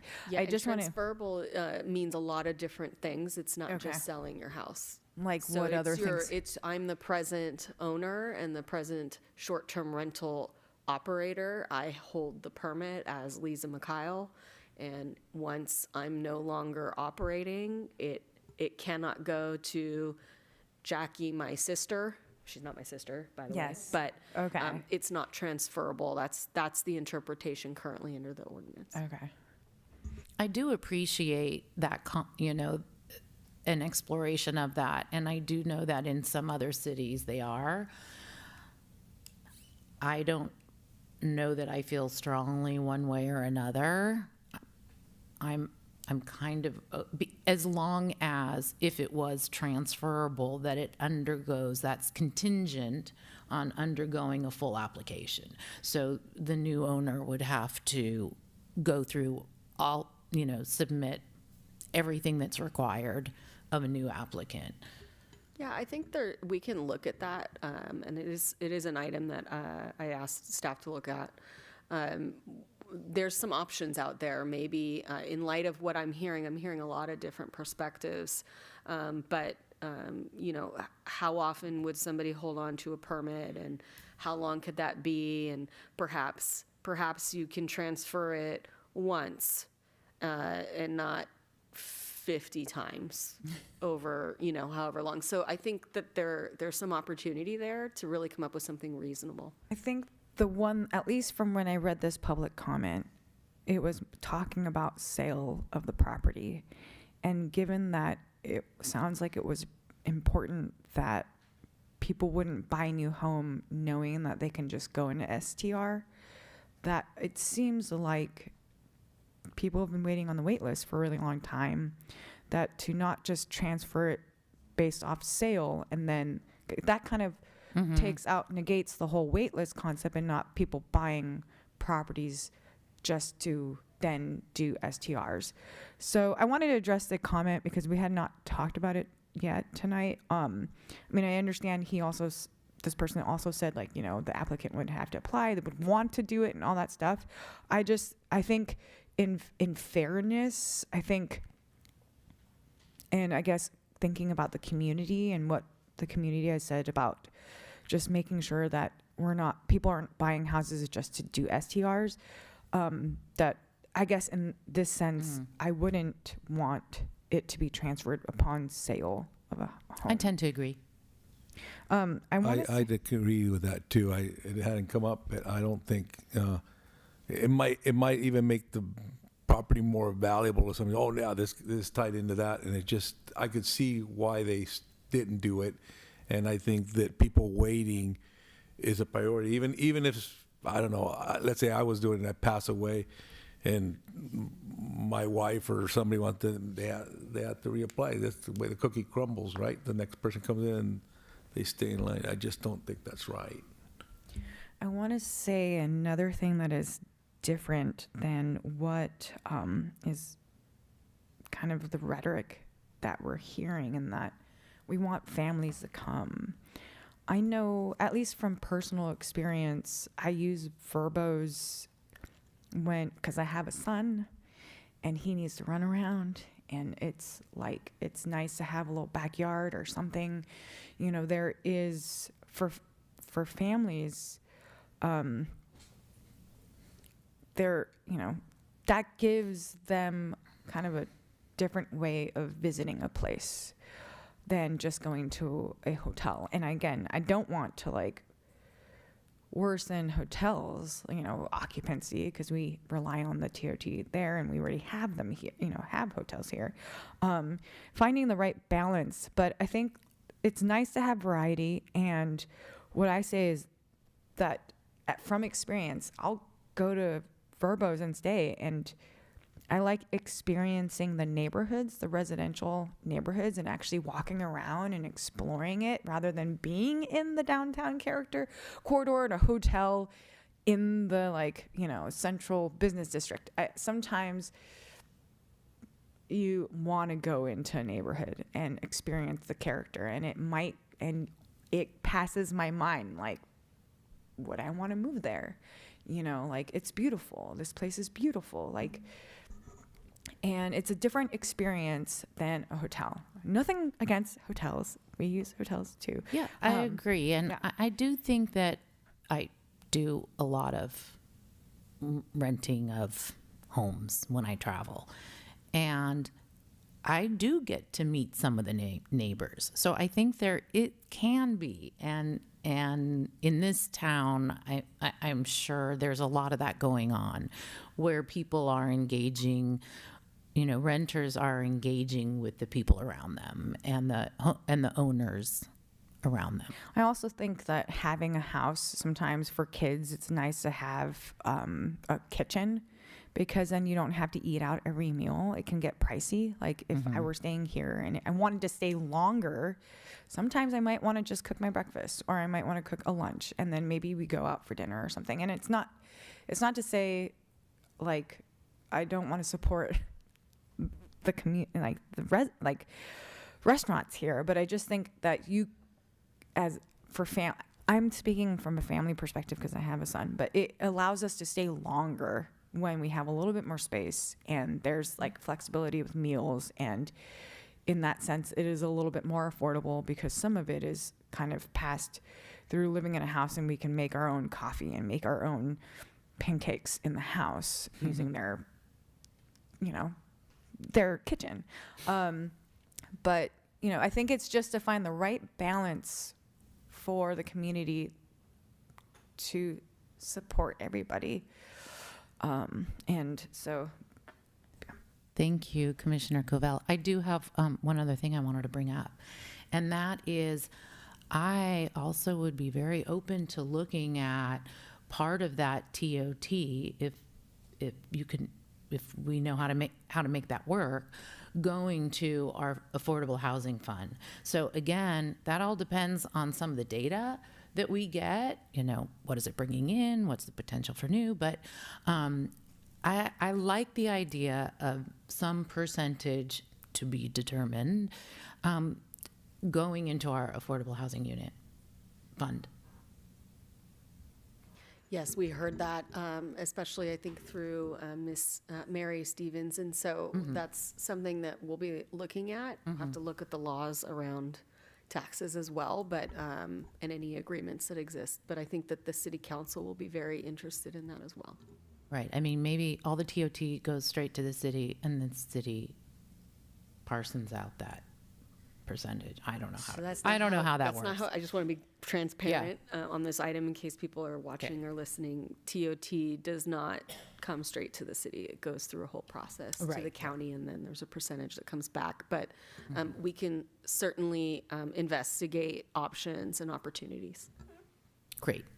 Well, I think, is there anything else? I just was thinking about the primary owner short-term rentals, that maybe the distance doesn't apply, and if there, even with the owner there, if there is any type, maybe it could be clouded with if there's any violation, noise violation, or reports to the police officer, then that could be maybe more disciplinary revoked to stop that compilation. But I think something could be balanced where we prioritize those that are monitoring their own area, as opposed, because, you know, anything could happen in a open house, you know, that they say they're there and then they're just renting it out, you know. And obviously nobody wants to get it damaged, but that's what brings the noise or the unfriendly stuff at times, I assume. But with more data, I'd be more willing to let more expansion happen with owner-occupied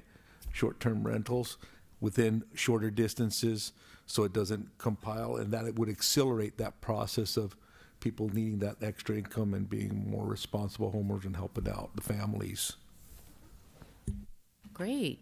Thank you. I think we've given you a few things to consider, and we'll look forward. I have one question about process, and that is, will we see any of the data before you come back to us with a recommendation on updates to the ordinance, or will that happen at the same time?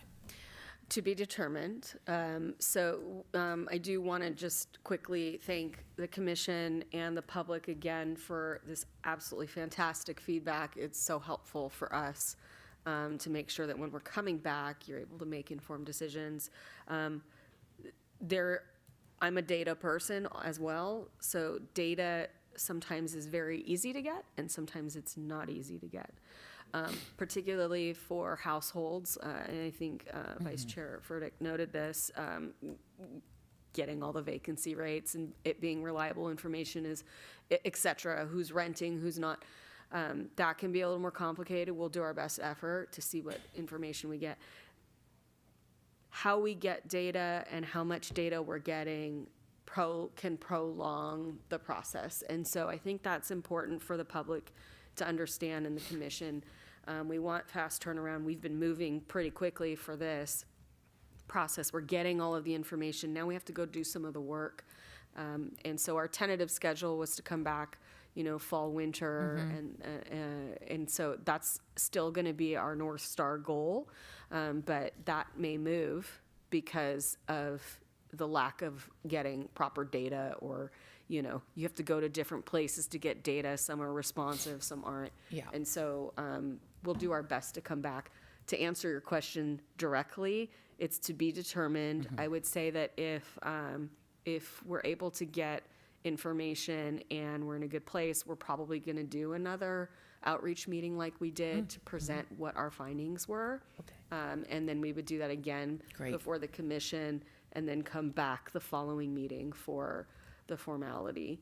I want to bring up one thing. I think I emailed earlier about kind of why this is coming about now, and I think I remembered going back to November 18, 2025, that there was a short-term rental where the person, I think, did not report all of their TOT. I think there was a fine, and that was discussed at City Council. And I had asked staff to kind of look into it to understand that better.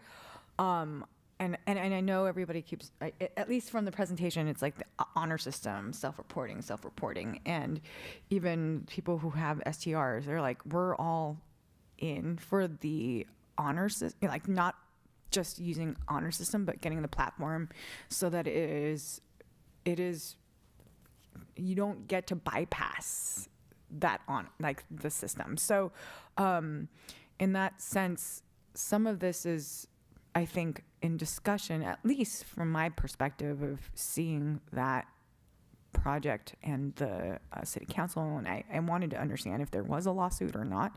But, you know, these are things that would hopefully create less of these situations that cost the town money in meetings and staff time and all that kind of stuff. And so rather than you guys feeling like you have to be the police, you're not like, that's not in your job title, at least from my understanding. So I think part of like, you know, I wish honor system would work. But, you know, I think if the platform protects everyone, both the STR and the town, by having that transparency and kind of removing the whole like potential breaking of the honor system, then I think it's really important. And I think one of the data points for me was kind of understanding that scenario, that project, and understanding what happened and what that cost the city and whatnot. And, you know, it's a data point. So, and another reason why we would make edits to this, so. Through the chair, Vice Chair Furtick, I would like to just also dispel any concerns or beliefs that there's a sentiment on behalf of staff of coming in with a bureaucratic outlook on this. That's not at all our approach or desire in this instance. It's to equal efficiency and access where reasonable and balance accountability on all parts. And so to hold a permit for a short-term rental is a benefit. It's a benefit to the person holding the permit. It's a benefit to the city who's receiving the revenue from a taxing perspective. It's a benefit to the local businesses who you presume people will go out and eat and go to museums and wineries, etc. The rules are there in order to hopefully encourage that neighborhoods are still maintaining that neighborhood feeling. And so I just want to, I do want to dispel, and this didn't come from Commissioner Covell, it came from some comments. We're not looking at this to be bureaucratic. We're looking at it to equal efficiency through new technologies, reporting abilities, and making sure that if you hold this permit, the city is getting the proper tax revenue based on what you're actually renting it out to be. I have not heard those comments, so certainly not the way I feel. I hope. No, I don't think anybody in the commission, Yeah. but I just want to make sure that the public understands we're not trying to be bureaucratic. Yeah. And I think the thing that we're doing here right now is gathering community input and knowing the guardrails that we want to put on this and make sure from what the general plan says, what we hold really high in our community. We live here. We love our community for the reason why we live here for that reason. And it's important for us to keep it thriving or encourage thriving and support that. And that's, you know, not just the businesses, but for families. And I think it's really important. I hear that loud and clear. We don't want to displace long-term units, affordable housing. We don't want to become a town where it's just only tourists, and because then our town wouldn't be the town it is. And I think that's what the input is really helpful. And I think some of the back and forth from people actually kind of dispel the comment that this is displacing. Some of it is just helping people stay here. So I think, we kind of have to listen to that perspective and find the right balance, like thrive, but also be very safe about protecting what we have. And I think we all really feel strongly about what we have here. So that's what I have to say. Great, thank you. So I think we've concluded this agenda item. We've given you the feedback. You have plenty to work with.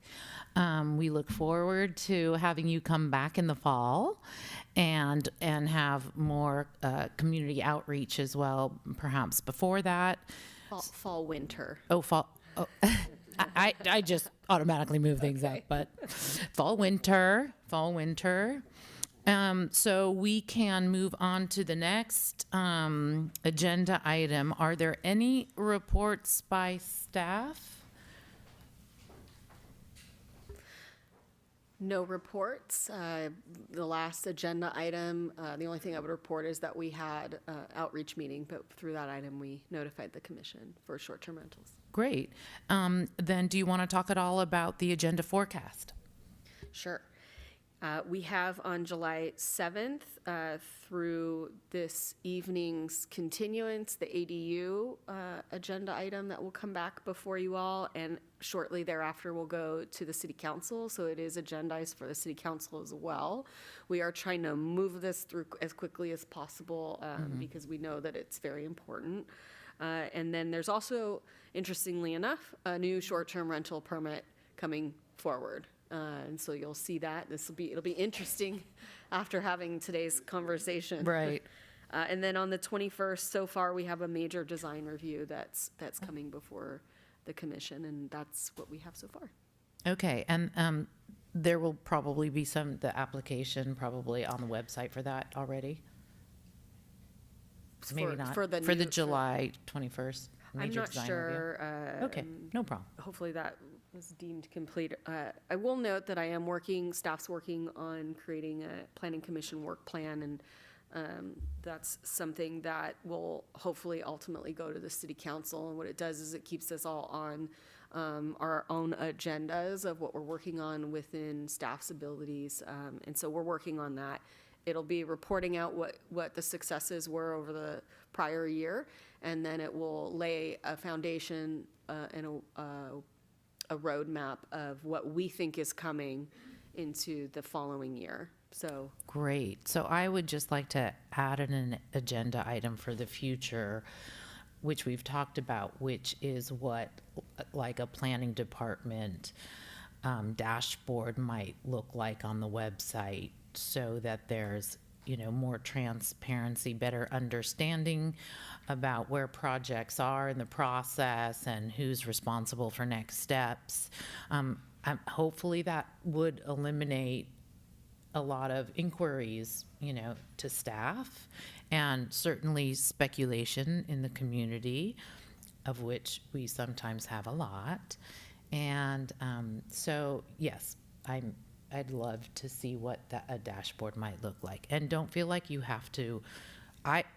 My suggestion would be, don't feel like you have to dot every I and cross every T, in terms of creating a model for that.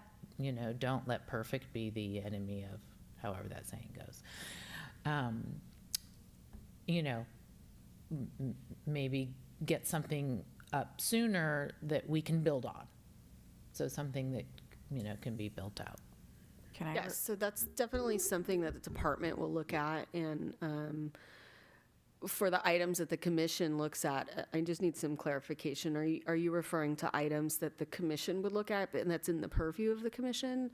Or are you requesting that there's a greater effort? We wouldn't necessarily bring the department's version of a dashboard before the commission, but are you asking for, can you clarify a little bit more for me? Yes, I think there's an opportunity for us to better communicate with the community about projects that come to the commission and that don't come to the commission, both.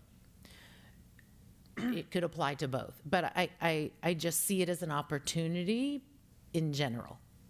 Understood. I know that myself, when I'm sometimes looking at things that do come before the planning commission, or that, are coming to the planning commission, and then the next step would be to the city council, but there's a lot of steps in between that. And sometimes I'm curious and I go in and see where it's at, and I'm unclear about where it's at. Yes, that's something that we're looking at is a dashboard. We're already looking at doing that, but I can bring forward potentially what a dashboard could look like for upcoming planning commission items. Technology, again, we're a small team, and so that requires technology and talking to our permitting systems, and it may not be as soon as you desire, but it is something that we're looking at. That's on your radar. Great. Yes, I like dashboards as well, because I do think that they help reduce the number of inquiries that maybe are unnecessary inquiries, where the public calls and then they leave a voicemail, and then you have to try and make contact with them, and sometimes you miss them, and so it provides that transparency that the public's seeking. Great. I Okay. have things. You mentioned small staff, and last time Zinnia is gone. I'm curious to know if there's any information on whether or not there's going to be a potential hire for that position. And then I have one more other thing. I wanted to report that I've Napa County's general plan. There is a multi-jurisdictional hazard mitigation plan. That was a draft. It's 1,500 pages, and I've digested all of it, most of it, and I had a meeting with you too, and Chief Sorensen. And it's, I think I just want to put it up for topic as an agenda item, and as more of a work session, than, anything, because it's related to us in St. Helena, and it's a hazard mitigation plan. And as we know, hazards, they don't see boundary lines and jurisdictions. And so this thing is analyzing it cumulatively in Napa County. And I think it's a very informative document. And I think it would be really good for St. Helenans to know more about it, read it, and for the Planning Commission to read it. And as it ties into our general plan as well. And so I just want to bring it up as an agenda item for public workshop session.